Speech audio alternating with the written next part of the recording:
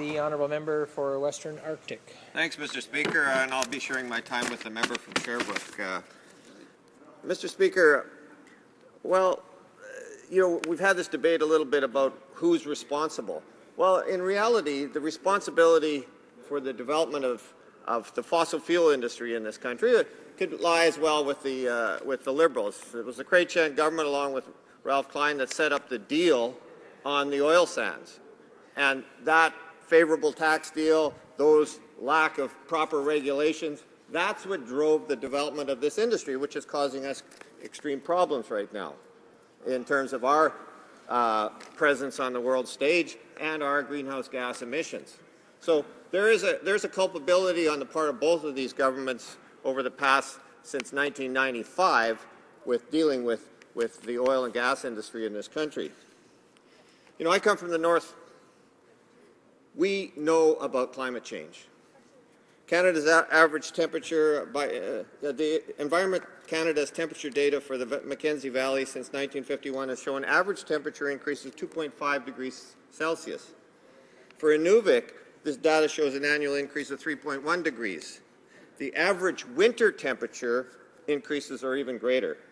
Inuvik has seen an increase of 5.8 degrees Celsius over that period of time. Norman Wells and Yellowknife have seen average increases of 3.9 degrees Celsius. So we understand about climate change. We understand the impacts, whether it's on our forests, whether it's on our permafrost, where in some cases we've lost 40% of it, whether it's on the ice melt in the Arctic, the changing conditions of our climate, the increased temperature causing those effects. The Mackenzie River spring melt and ice-free dates have advanced by about 20 days in the last century. Mr. Speaker, on September 26th of last year, our environment critic and I tried to have the House conduct an emergency debate on the rapidly decreasing amount of summer Arctic ice. Why did we do that?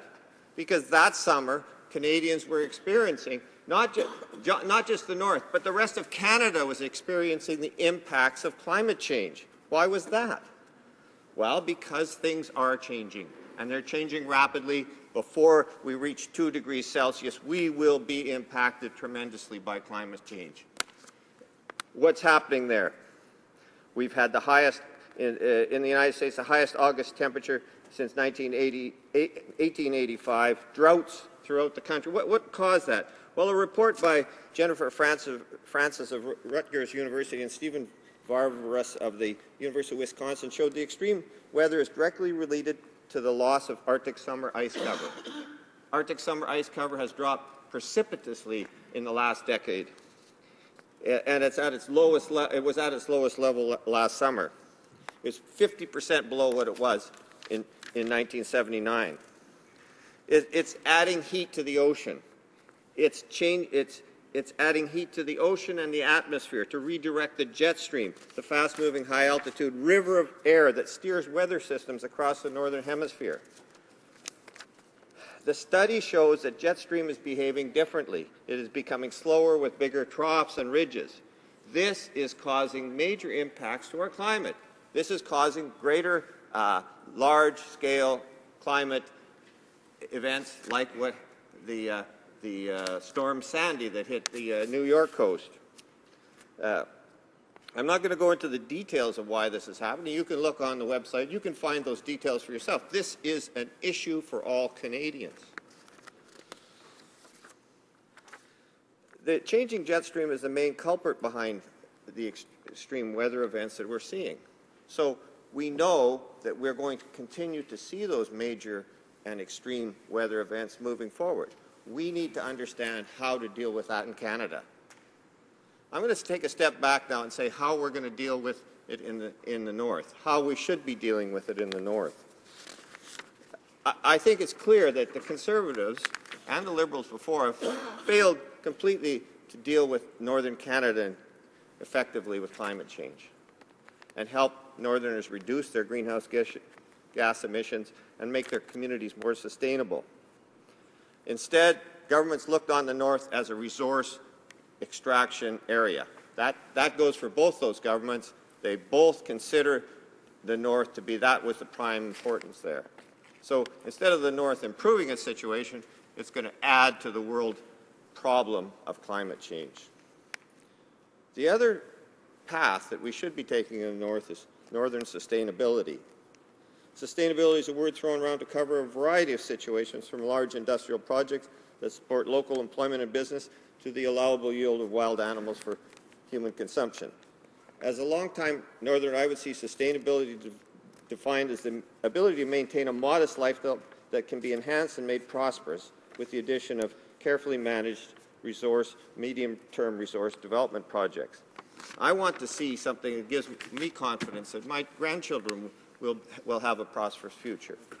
We need to look at how to change our reliance in the North on fossil fuels. You know, in southern Canada, we've been in a bit of an artificial envelope with people heating their homes with natural gas. The price of natural gas has not gone up in 10 years. In the North, where people heat their homes with fuel oil, throughout northern Canada, the northern parts of the provinces, the increase in the last decade has been 400%. Considering the amount of heating that we require in the North, this is a big problem for us. And it is a big problem that is not being solved, yet it stands as an issue that we can deal with this government. We can work with the people of the North. Northerners are trying to make a difference there. The government of Northwest Territories has been very successful in converting many of its buildings to biomass.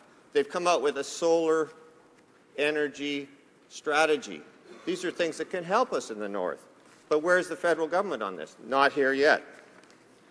Mr. Speaker, obsolete thinking about energy as a resource, energy as an exportable resource, non-renewable, has taken Canada out of step where it should be. It's more involved in increasing greenhouse gas emissions in this global environment than simply within Canada. And I think that's where really we see the failure right now of this Conservative government. What have been the actions of the Conservative government over the last year when it comes to influencing the world on climate change? Well, they've stepped out of the UN committee dealing with desertification, one of the serious issues that's going to be in front of us with climate change. They've refused to deal in this House on the serious issues that are facing our weather systems. On the Arctic Council, this Arctic Council has worked for years to put climate change as the main item on its agenda. What's the new minister who's taking over the chairmanship talking about for the Arctic Council? Let's talk about resource development.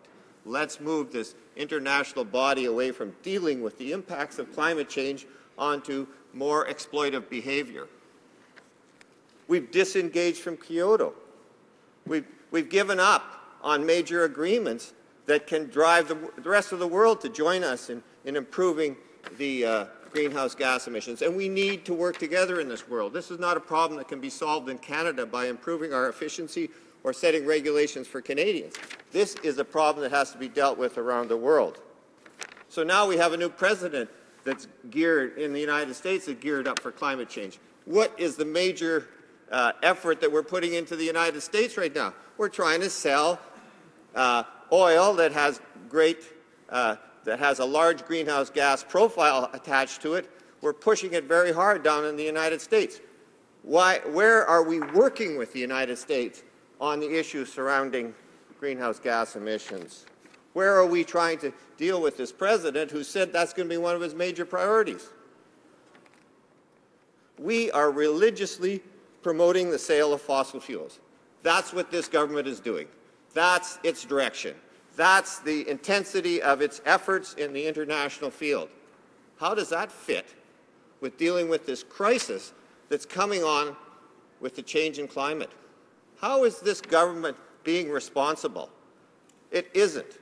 It needs to understand that this issue of climate change is not something that is in the future that we can gradually improve our situation so that we can deal with it. The climate change is here today.